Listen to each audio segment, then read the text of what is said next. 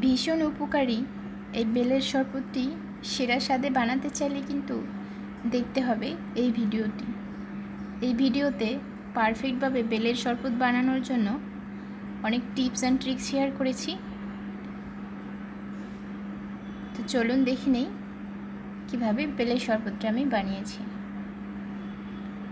প্রথমে একটা বেলকে আমি ফাটিয়ে নিয়েছি এবং একটা চামচের সাহায্যে বেলের ভিতরের অংশটা আমি একটা মিক্সিং বোলে নিয়ে নিচ্ছি।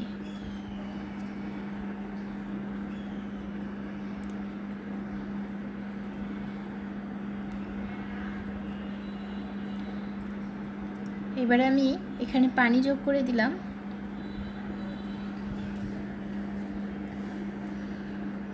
পানি দিয়ে আমি এর মধ্যে থাকা বিচিগুলো আলাদা করে নিচ্ছি। যেহেতু আমি এটা ব্লেন্ডারে করব, বিচি সহ ব্লেন্ড করলে বেলের শরবতের টেস্ট কিন্তু অনেকটা নষ্ট হয়ে যাবে, তাই চেষ্টা করবেন বিচিগুলো ফেলে দেওয়ার। সো আমি বেলের মিশ্রণটা একটা ব্লেন্ডার জারে নিয়ে নিচ্ছি। এখানে আমি পরিমাণ মতো মিষ্টি দিয়ে দিলাম। আপনারা চাইলে এই কাজটা চিনি দিয়েও করতে পারবেন এবং আমি এখানে আরও কিছুটা পানি দিয়ে দিলাম। এবার এটাকে ব্লেন্ড করে নিচ্ছি। তো বেলটাকে খুব সুন্দর করে ব্লেন্ড করে নিয়েছি এবং এখানে কিছু ঠান্ডা পানি আবার দিয়ে দিলাম।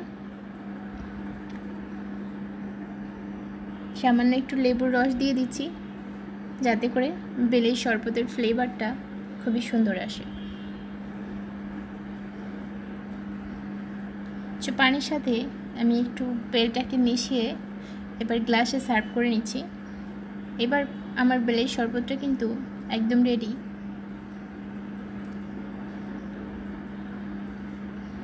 আপনারা কেউ চাইলে এ পর্যায়ে ছাঁকনির সাহায্যে ছেঁকে গ্লাসে পরিবেশন করতে পারেন, আবার চাইলে না ছেঁকেও কিন্তু খাওয়া যাবে। তো আমি সাজিয়ে দিলাম। ভিডিও ভালো লাগলে চ্যানেল সাবস্ক্রাইব করবেন।